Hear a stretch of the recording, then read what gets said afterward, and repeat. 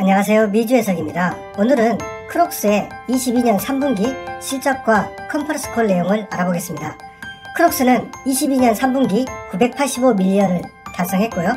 전년도 동기 대비 57.4%, 그리고 저번 분기 대비 2.1% 성장하는 약간은 아쉬운 모습을 보였습니다. 마진율은 45.1%로 순이익은 살짝 늘어난 모습입니다. 세부 내역을 살펴보면 헤이듀드가 232밀리언에서 269밀리언 굉장히 크게 증가했고요. 크록스는 7억 3,200만 달러에서 7억 1,500만 달러로 매출이 감소했습니다. 유형별로 살펴보면 인터넷을 통한 다이렉트 판매가 4억 달러에서 4억 5천만 달러까지 폭발적으로 증가한 모습 볼 수 있고요. 반면에 유통사를 통한 홀세일 매출은 5억 5,500만 달러에서 5억 3,500만 달러로 감소하는 모습 보였죠. 지역별로 보면 매출 하락 이유가 좀 더 명확한데요.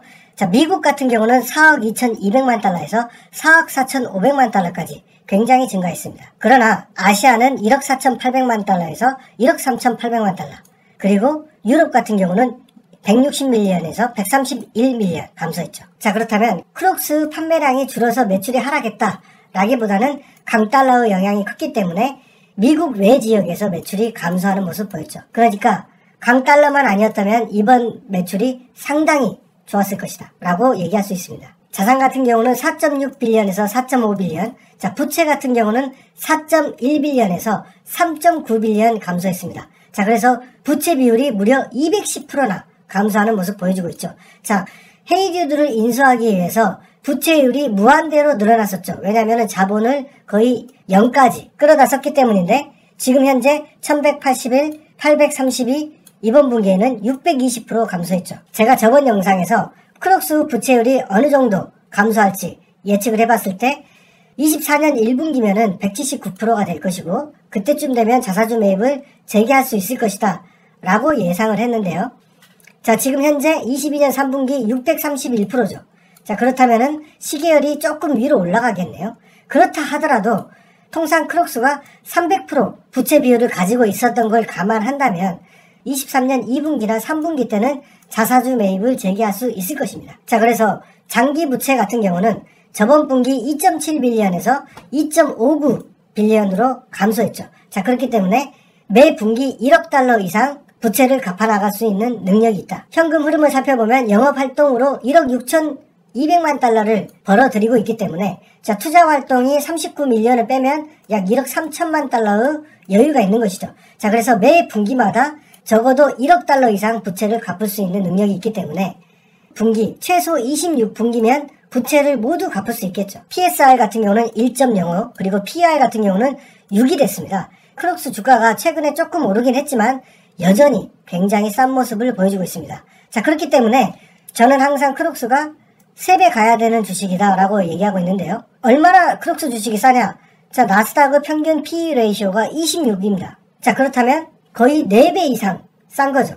자, 크록스가 나스닥만큼 매출 성장을 하지 않느냐? 아니죠. 이번 연도에는 50%, 그리고 연평균 20% 이상 성장할 만한 기업이죠. 자, 그렇기 때문에 굉장히 싼 것이죠. 자, ROE와 ROE를 보면 거의 나이키급인데요.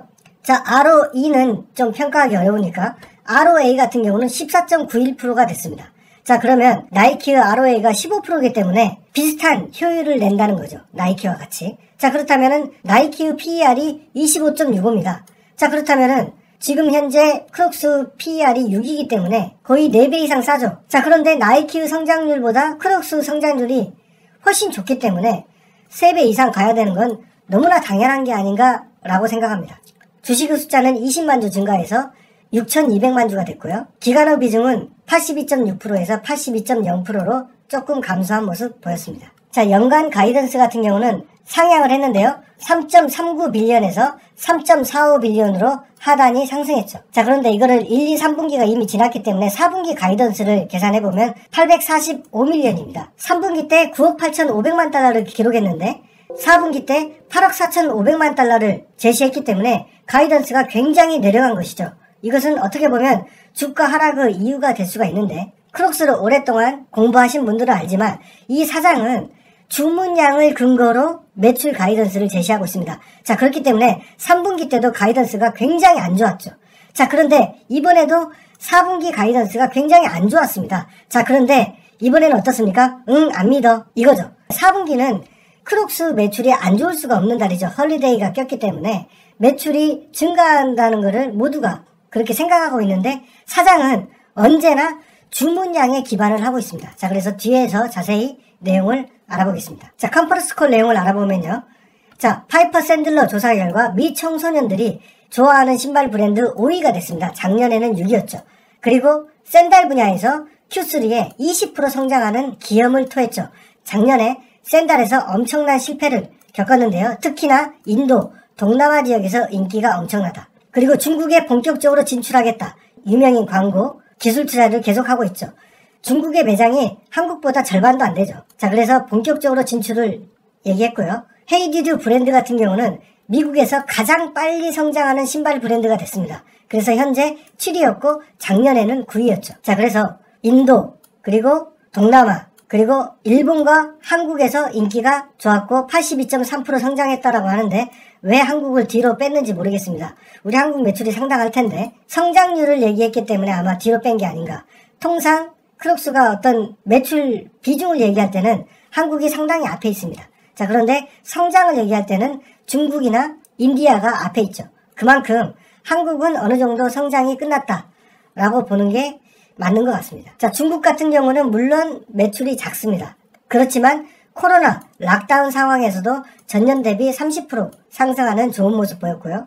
유럽도 전년 대비 45.6% 상승했지만 강달러의 영향 때문에 매출이 크게 감소하는 것처럼 보였습니다. SG&A 비중도 31.4%에서 28.2%로 감소했는데요. 이것은 헤이디드와 합병 효과가 나오고 있는 것이죠. 그리고 크록스는 지금 현재 신제품 개발, 마케팅에 굉장히 힘을 쓰고 있고 내년에 기대해도 좋다. 신제품을 대량으로 내년에 내놓을 예정이고요. 미국 홀세일 매출, 아까 보셨듯이 대형 유통업자의 매출이 감소했죠.